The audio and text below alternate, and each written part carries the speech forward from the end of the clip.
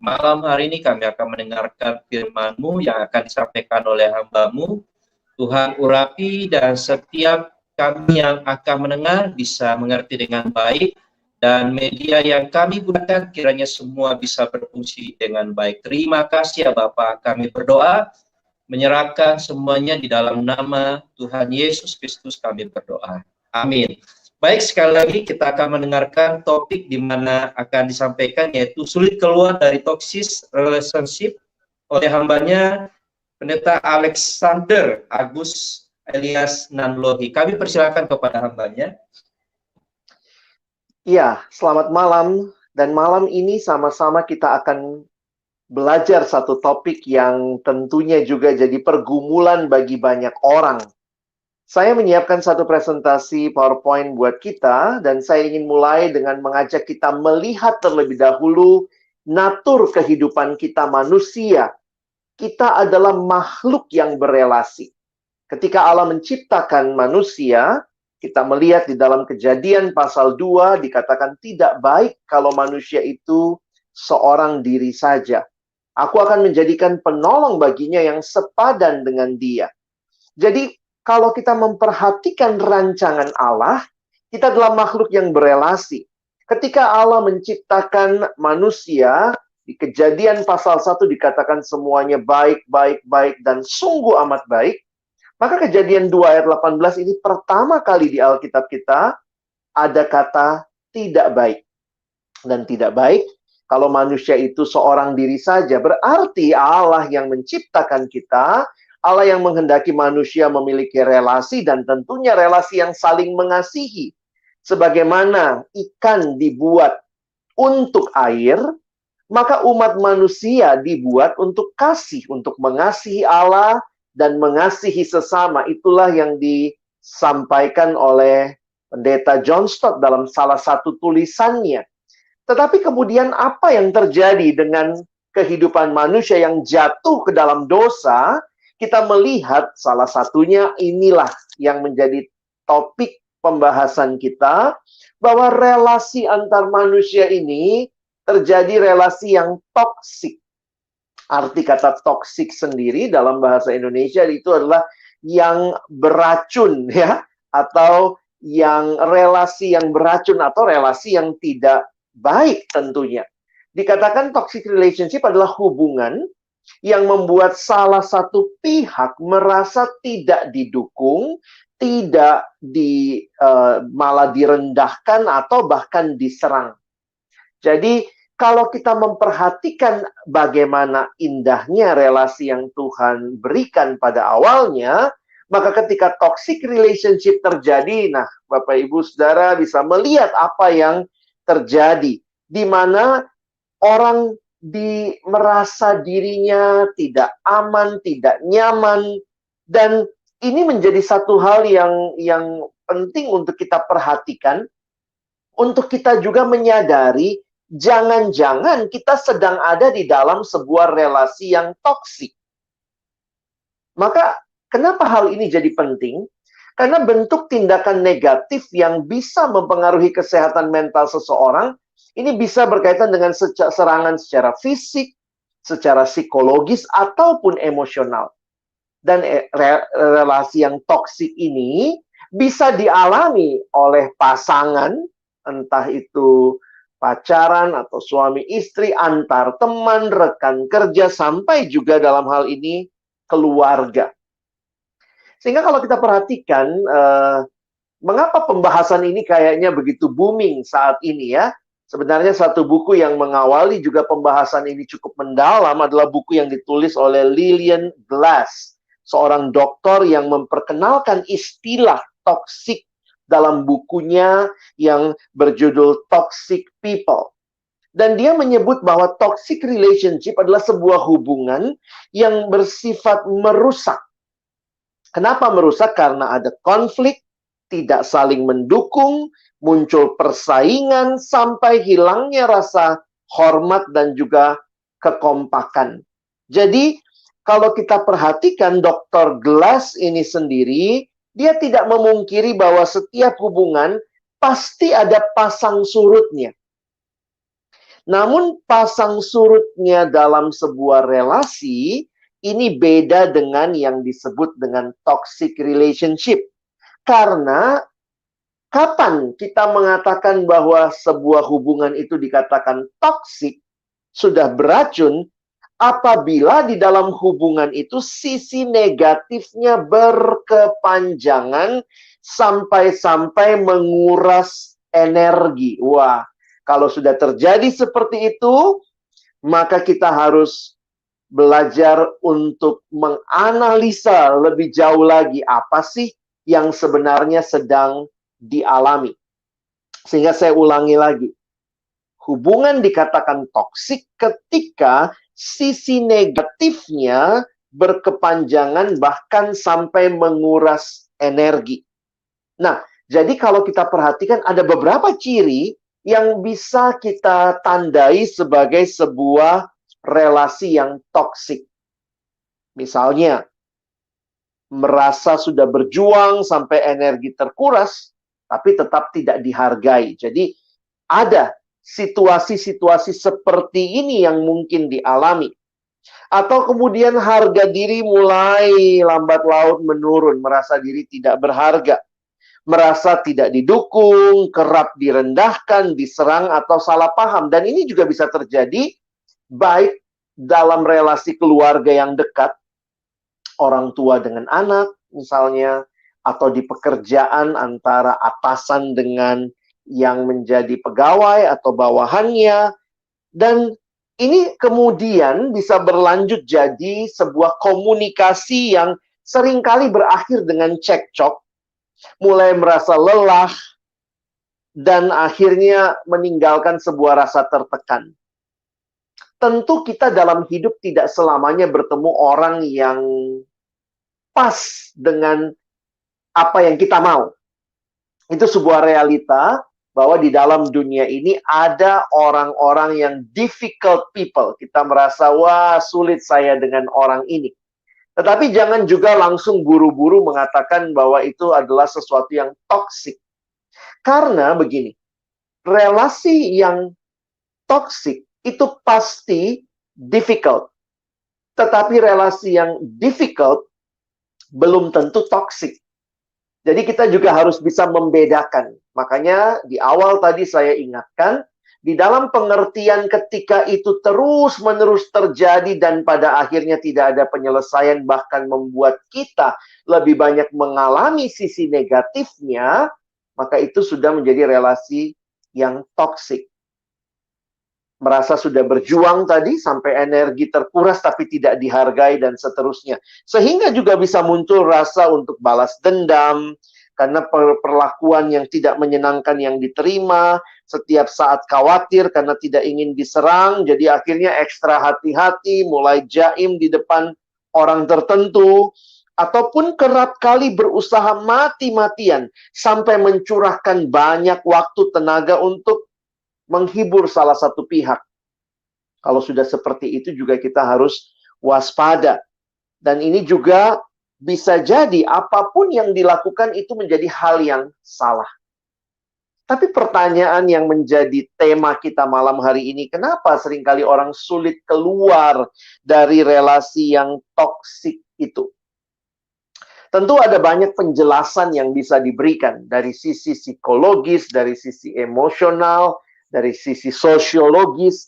Kita melihat bahwa memang di dalam dunia ini, dalam kehidupan ini, ada relasi-relasi yang mana kita mungkin lebih sulit untuk memutuskannya. Salah satu yang paling sederhana adalah relasi keluarga. Banyak orang yang merasa terjebak dalam keluarganya sendiri. Sehingga ketika ada relasi yang toksik mau keluar bagaimana, itu keluarganya. Bisakah saya keluar dari realita yang terjadi? Di sisi lain, saya melihat juga bahwa ada orang-orang yang mungkin karena situasi di dalam pekerjaannya. Di dalam pekerjaan, dia bawahan, lalu ada atasan yang mungkin toksik, yang tidak memberikan masukan yang konstruktif, dan mau keluar kerja juga sulit, begitu ya. Sehingga ada orang-orang yang terjebak dan terperangkap di dalam relasi-relasi yang toksik. Sehingga saya katakan tadi, banyak penjelasan yang bisa kita berikan mengapa orang-orang sulit keluar dari relasi yang toksik. Tetapi kalau kita perhatikan lebih jauh, saya ingin mengajak kita melihat dari sudut pandang firman Tuhan, bagaimana kita memandangnya. Ketika pada akhirnya kita menjadi orang yang terus-menerus dalam situasi seperti itu, maka kembali lihat awal Allah menciptakan kita.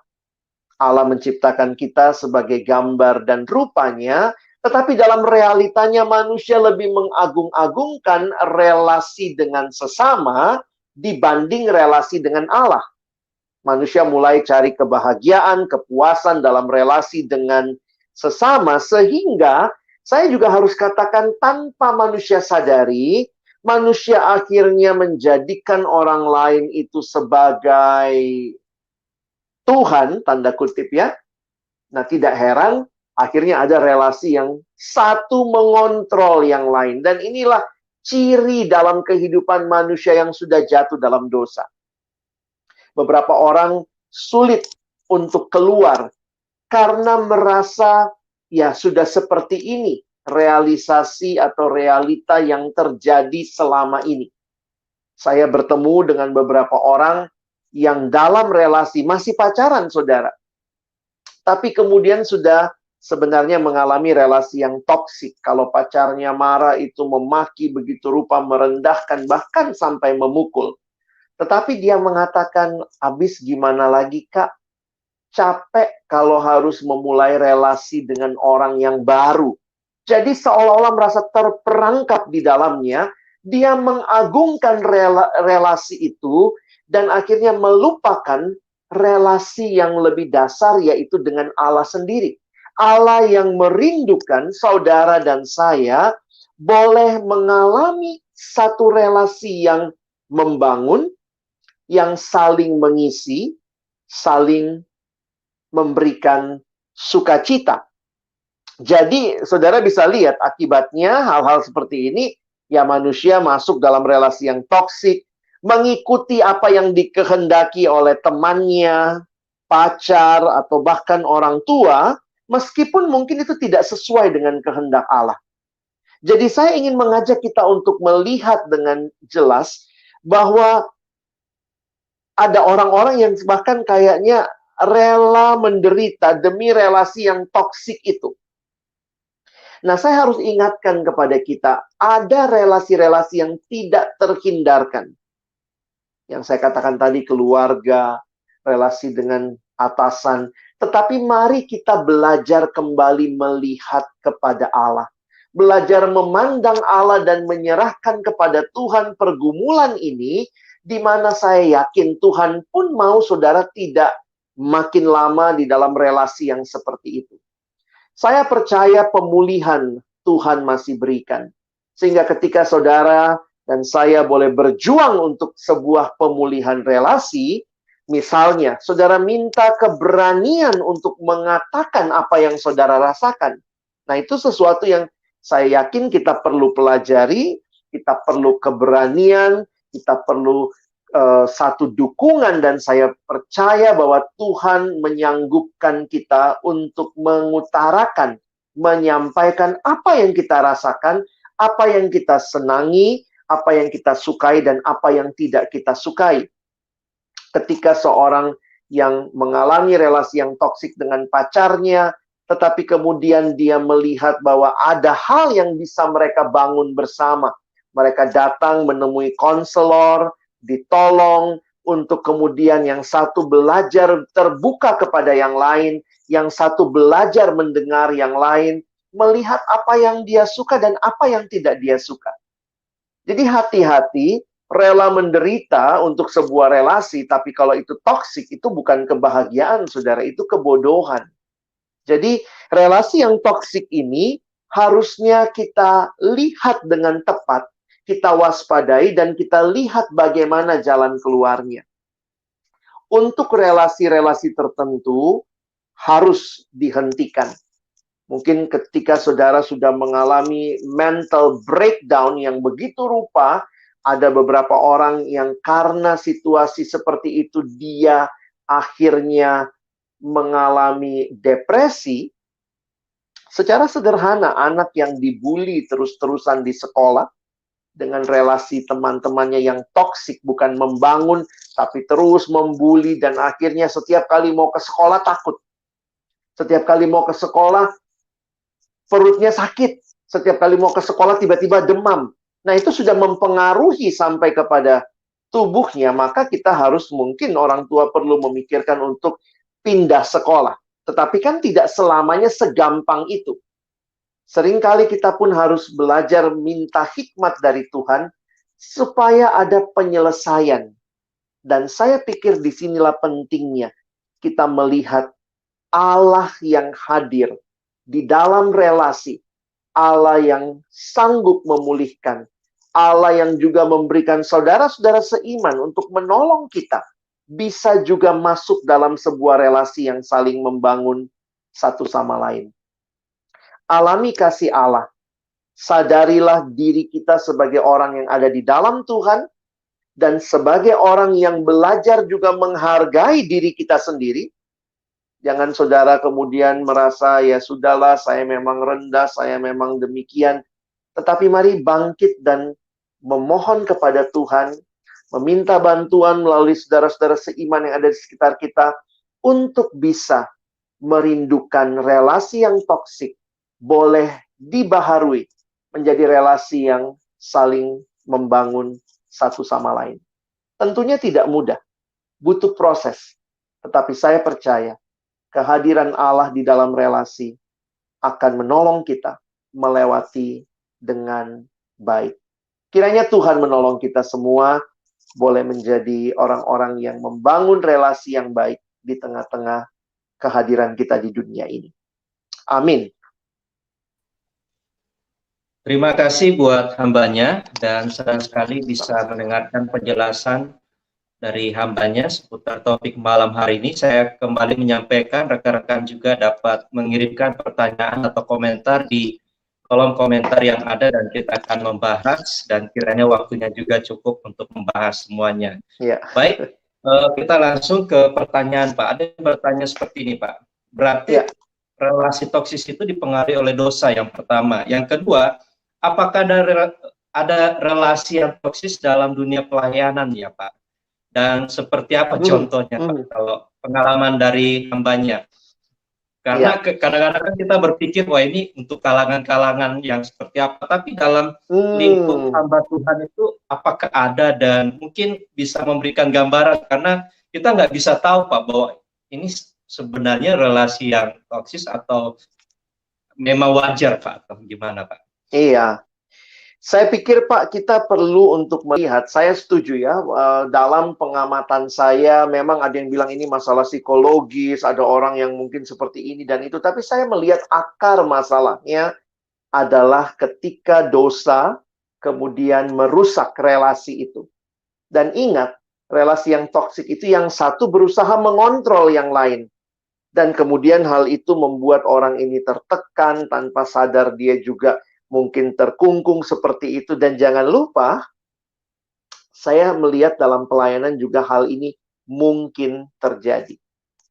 Kita harus belajar jujur, melihat beberapa kegagalan yang terjadi di dalam pelayanan Kristen, di dalam gereja, bahkan ketika yang terjadi adalah hamba Tuhan, atau pengurus, atau majelis, mungkin sekali juga melakukan hal tersebut karena mereka punya otoritas secara organisasi dan lembaga, dan kemudian bisa menekan begitu rupa, sehingga juga saya ketemu dengan beberapa orang yang pahit dengan gereja. Tentu tidak selamanya salahnya gereja, tetapi waktu saya mendengar dari sisi yang lain juga, jangan-jangan mereka dengan kekuasaan yang dimiliki oleh orang tertentu menekan orang itu sampai akhirnya misalnya dikeluarkan dari gereja dan seterusnya.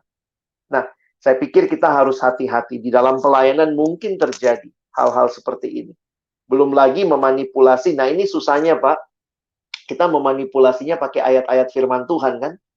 Tunduklah kepada pemimpinmu. Padahal pemimpinnya sudah jelas-jelas nggak benar, mungkin pemimpinnya sudah menyalahgunakan wewenang, menyalahgunakan uang, melakukan hal-hal yang tidak tepat, tapi dia menggunakan ayat-ayat firman Tuhan untuk meneguhkan apa yang dia lakukan. Saya pikir itu sudah toksik.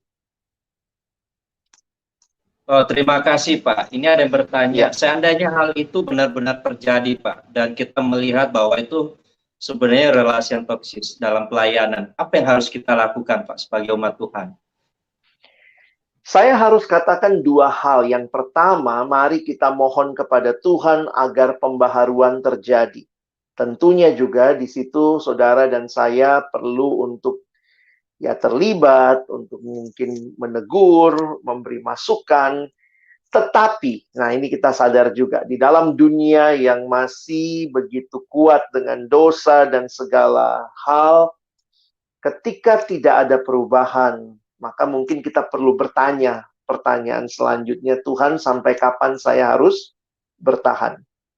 Nah, saya tidak mengatakan juga buru-buru, kita langsung begitu lihat yang nggak benar, langsung keluar dari situ. Tapi kita mesti belajar untuk berjuang, tetapi dalam perjuangan itu pun saya pikir kita harus sampai kepada ketika belum terjadi perubahan, apakah kita akan tetap ada di situ dengan semua relasi yang toksik yang bisa jadi membuat energi kita terkuras, kesehatan mental kita tidak stabil, maka mungkin kita harus untuk melakukan pindah ke tempat lain. Ini seperti anak yang dibully tadi.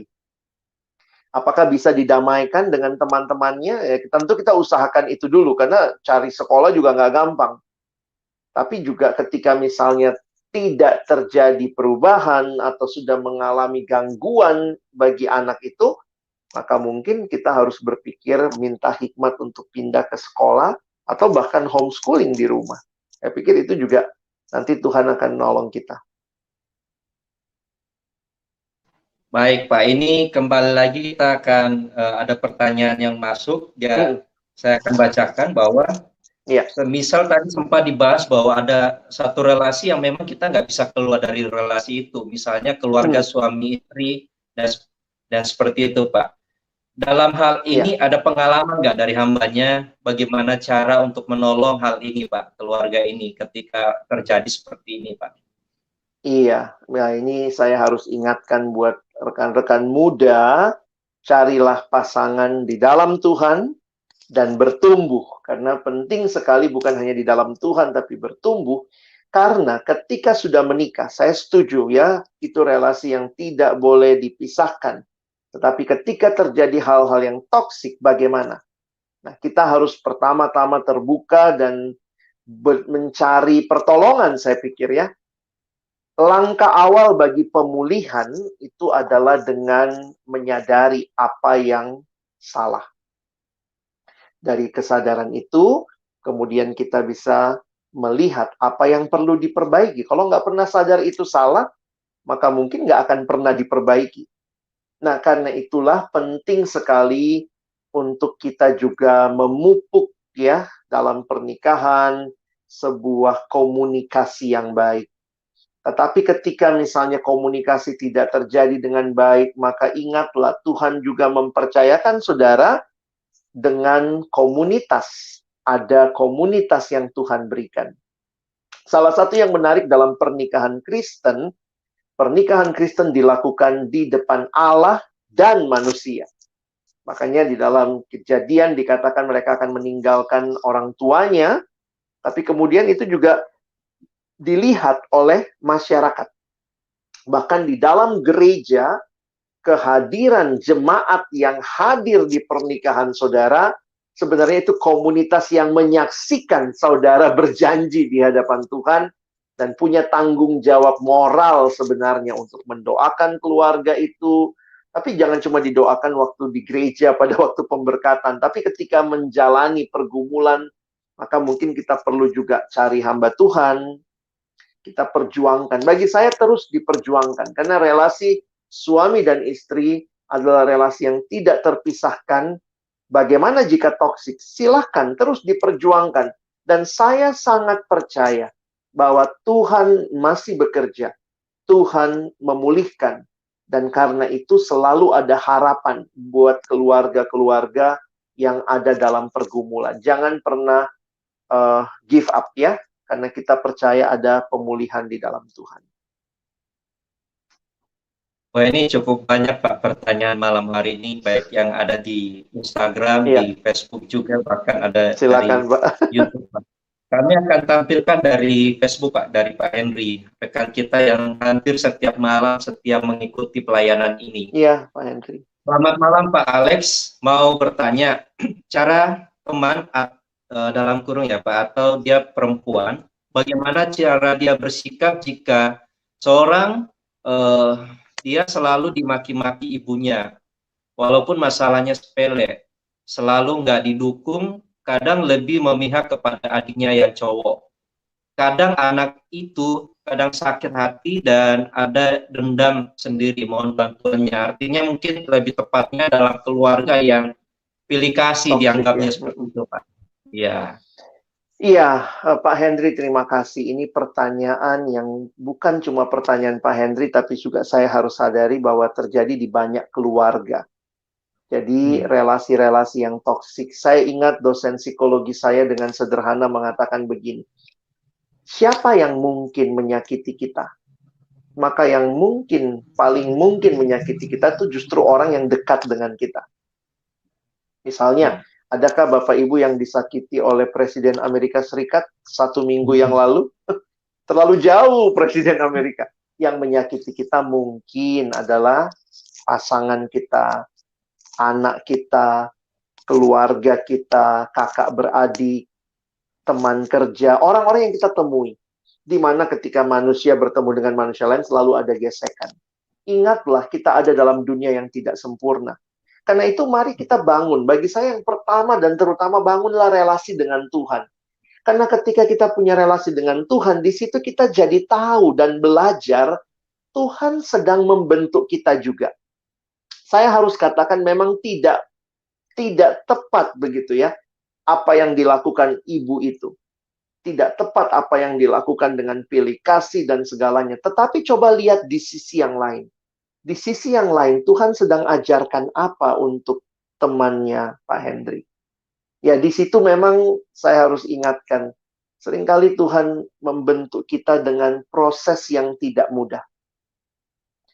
Di situ jadi belajar mengasihi, jadi belajar mengampuni, jadi belajar untuk belajar melihat perspektif yang berbeda dengan yang kita miliki. Nah, tapi memang ketika itu sudah membuat gangguan di dalam jiwa, mental, dan kemudian melalui proses itu, maka saya pikir kita harus juga meminta bantuan kepada orang-orang yang ada di sekitar kita. Saya ketemu dengan beberapa pelayan Tuhan yang juga dari keluarga yang toksik, yang boleh dikata tidak pernah dapat penghargaan, kadang-kadang dipukul walaupun sudah besar. Dan akhirnya saya melihat bagaimana Tuhan menolong, memberikan apa yang tidak dapat di keluarga itu dengan kehadiran saudara seiman. Jadi akhirnya anak ini bisa belajar mengasihi keluarganya. Yang apa yang tidak sempurna. Dan itu prosesnya panjang sih Pak ya. Jadi saya pikir ya, mari Pak Henry kalau jadi teman, sahabat buat dia, tetap support, tetap doakan, dan tetap ingatkan untuk terus mengasihi dan terus belajar mengampuni. Dan dalam waktu Tuhan, saya percaya Tuhan sanggup memulihkan juga dengan caranya Tuhan. Wow, terima kasih Pak. Ini bersyukur juga dan melalui Pak Henry kita terus dukung dalam doa Pak. Iya. Kembali lagi kita ada pertanyaan dari Instagram Pak ini dari rekan kita Leni Pak. Terima kasih sebelumnya. Saya Leni ingin meminta masukan. Ya. Bagaimana menghadapi keluarga yang menganggap rendah pendidikan dan kemampuan anaknya yang sedang dalam studi, Pak? Sangat sulit bagi anak, Pak. Khususnya saya, Leni, Pak. Baik, terima kasih ya. Ini banyak pergumulan tentang keluarga ya malam ini, Pak ya. Karena memang toxic relationship ini yang paling dekat dan paling mungkin terjadi juga di dalam keluarga. Saya harus ingatkan, pertama dan terutama, ingatlah Tuhan ada di dalam pergumulan kita. Yang kedua, tidak ada keluarga yang sempurna. Jadi tidak ada keluarga yang sempurna. Ketika kadang-kadang kita kecewa dengan keluarga kita lihat keluarga yang lain, kita lihat mungkin keluarga di film-film, di drama, lalu kemudian kita mulai, aduh, seandainya saya anggota keluarga yang di sana. Tetapi saya kembali mengingatkan bahwa sadarilah, tidak kebetulan saudara Tuhan tempatkan di dalam keluarga saudara. Mungkin saudara melihat mereka tidak mendukung saudara. Dan itulah realitanya. Tetapi apakah itu berarti saudara berhenti mengasihi mereka? Apakah itu berarti saudara berhenti menghormati orang tua saudara? Apakah itu berarti saudara berhenti untuk boleh tetap jadi berkat bagi mereka? Saya pikir itu yang Yesus juga alami. Kalau kita lihat di dalam Alkitab, bahkan yang paling sedih itu ini ya Pak, ketika yang nggak ngerti kita tuh keluarga, yang kita harap mereka dong yang harusnya paling dekat sama kita. Tuhan Yesus ketika melayani keluarganya datang, dan keluarganya pun bahkan tidak setuju dengan apa yang Yesus lakukan, begitu. Tapi di situ saya melihat bahwa Tuhan Yesus tetap belajar untuk mengasihi keluarganya. Mereka belum mengerti, mereka belum mendukung, tetapi Yesus tetap fokus kepada apa yang dia yakin Bapa percayakan. Dan pada akhirnya bagi saya yang menarik juga, dari kayu salib, tempat yang paling pedih, paling menyakitkan. Mungkin kalau disalib kita akan mikirin luka kita sendiri, aduh sakit sekali paku ini. Tapi dari salib itu, dalam penderitaan yang begitu berat, Yesus masih mengingat ibunya. Dia titip mamanya kepada muridnya Yohanes. Ibu, inilah anakmu. Dan kepada Yohanes dia katakan, anak, inilah ibumu. Alkitab mencatat sejak hari itu Yohanes menerima Maria di dalam rumahnya. Saya hanya ingin ingatkan, ketika saudara dan saya berjuang di dalam keluarga yang tidak sempurna, ingatlah, ada yang Tuhan kehendaki dan saudara coba gumulkan hal itu. Itu mungkin Pak dari saya. Wah, penjelasannya sangat penting, sangat jelas buat kita semua. Baik Pak, karena waktu ya Pak, ini Ya, memang pelayanan ini rasanya nggak terasa bahwa sudah di penghujung acara Pak. Karena ada begitu banyak juga respon pertanyaan yang masuk Pak. Tadi sudah membahas tentang hamba Tuhan atau pelayanan, keluarga. Nah, sekarang tentang hubungan, Pak. Ada yang bertanya dari Instagram, Pak, dari rekan kita, Pengeling. Saya minta maaf kalau salah sebut nama ya. Gimana cara move on dari pasangan yang toksis? Karena saya sudah 12 tahun menjalani hubungan, Pak. Kalau pasangannya suami istri, saya harus katakan itu bagian yang saya yakin anugerah Tuhan juga akan menolong. Ini bapak atau ibu harus memperjuangkan ya, memperjuangkan dengan berbagai cara. Minta kepada Tuhan, minta bantuan saudara seiman, keluarga-keluarga yang kenal kita dan mengasihi Tuhan. Jadi juga jangan sampai berpihak kepada keluarga yang udahlah tinggalin saja, ngapain sama pasangan seperti itu. Saya pikir itu bukan nasihat yang tepat dalam mengatasi relasi yang toksik. Di sisi yang lain, kalau ternyata ini adalah relasi berpacaran, saya harus katakan coba evaluasi lagi, apakah masih mau dilanjutkan relasi pacarannya. Ada juga orang yang pacaran cukup lama, pacarannya toksik, tetapi itu tadi ya, saya pernah dengar kalimatnya, habis kalau saya harus ganti, saya putus, saya ganti pasangan, saya nggak siap lagi mulai dari yang baru. Itu kan capek ya, kenalan, lalu kemudian mengenal. Tapi saya pikir lebih baik kita mengenal dengan baik sebelum kita melangkah ke sebuah tahap yang lebih serius. Jadi saya harus ingatkan, move on itu mungkin kok. Ketika kita tahu kapan harus selesai, selesai. Dan kita akan move on. Tapi kalau kita tetap melihat, dan bahkan kadang-kadang ada yang bilang gini, saya sih kadang kalau lagi marah, marah banget sama dia, Kak. Tapi kalau lagi sayang, sayang banget. Jadi apa yang mempertahankan hubungan kalian? Nah ini yang seringkali saya harus ingatkan, belajarlah untuk realistis, dan minta orang-orang yang kenal saudara satu sama lain untuk menilai hubungan kita.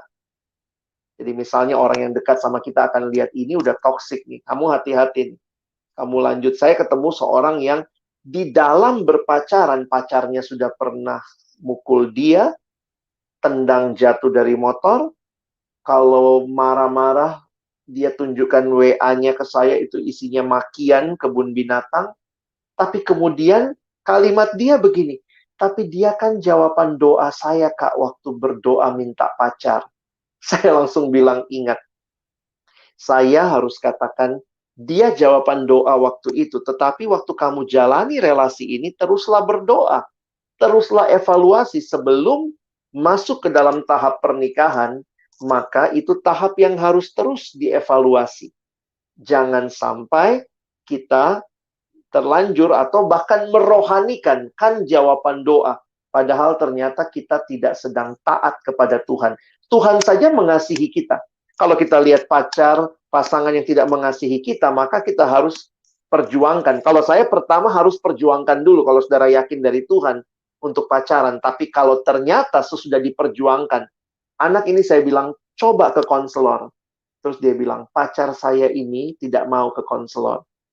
Makanya setelah saya kasih semua cara, dia bilang pacarnya tidak mau, saya harus katakan, maaf, saya rasa kamu perlu mengevaluasi apakah kamu perlu melanjutkan atau stop hubungan ini. Karena ini sudah tidak benar. Wah, ini luar biasa, Pak. Jadi rekan kita langsung menjawab, menyampaikan terima kasih Pak untuk jawaban dan pencerahannya Pak buat kita semua. Sama-sama. Dan sebenarnya masih banyak pertanyaan yang masuk Pak. Ada yang bertanya tentang seputar keluarganya, ada yang bertanya tentang hubungan. Tetapi karena waktu ya Pak, sudah menunjukkan waktu sekian.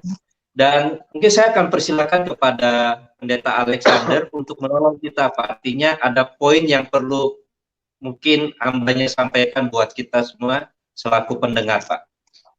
Baik.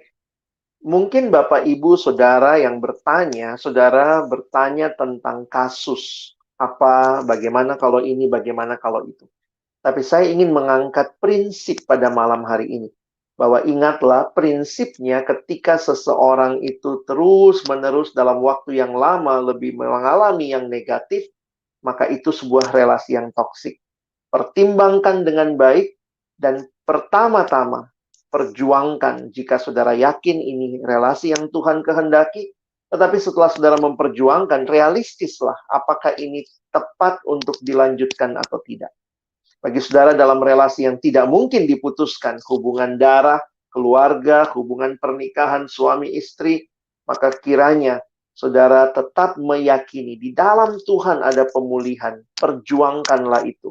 Dan teruslah berharap, berjuang, dan percaya ada pemulihan di dalam Tuhan pada waktunya Tuhan. Kiranya ini boleh jadi prinsip yang menolong Bapak Ibu Saudara memandang setiap kasus yang Bapak Ibu tanyakan. Kita malam ini dapat prinsip untuk terus melihat relasi-relasi kita. Itu Pak. Oh, terima kasih Pak. Ini satu kalimat yang sungguh baik buat kita untuk tetap bisa membangun relasi yang lebih baik lagi. Baik, seperti biasa kita akan akhiri dengan doa dan saya persilakan kepada hambanya Pendeta Alexander untuk menolong kita di dalam doa Pak, sekaligus menutup dalam doa program malam hari ini. Baik Pak.